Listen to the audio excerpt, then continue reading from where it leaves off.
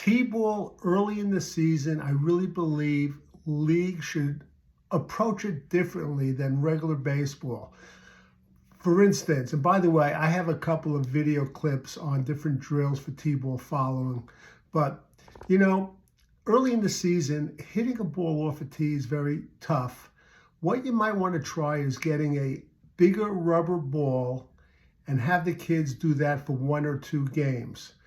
This way, they have more chances at success. Also, if you're doing this with a bigger rubber ball, I suggest don't use gloves. Now, I had suggested this before.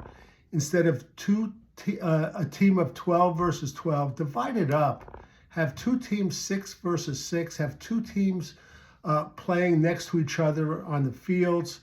And this way, the players will get more chances. But also, keep in mind that you're going to have some returning players. So you could divide it up either by age or by ability.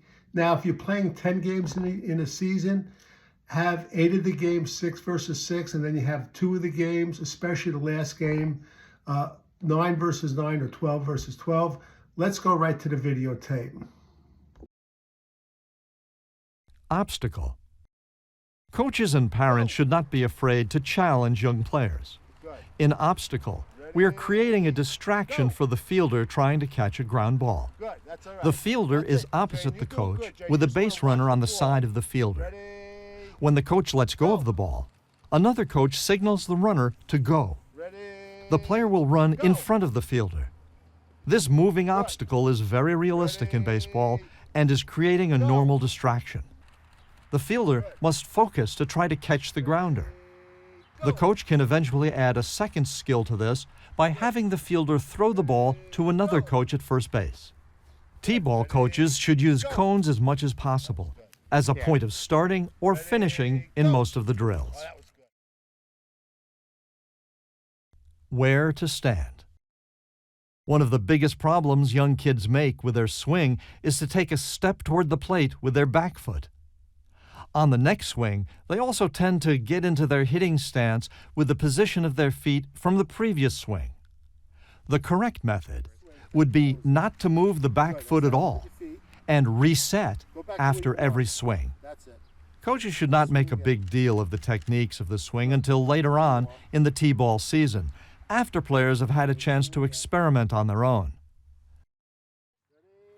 Early on, the players should just focus on making contact with the ball any way possible. Eventually, coaches should teach players to be aware of where they stand in the batter's box and that there is an imaginary line they should not cross with their feet.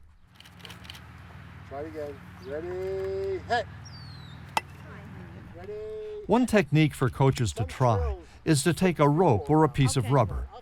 Place the item in relationship to the tee where you want the toes of the batter.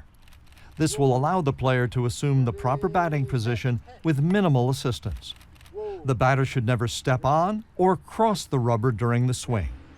It's extremely important for players who swing and miss to readjust their feet for the next swing.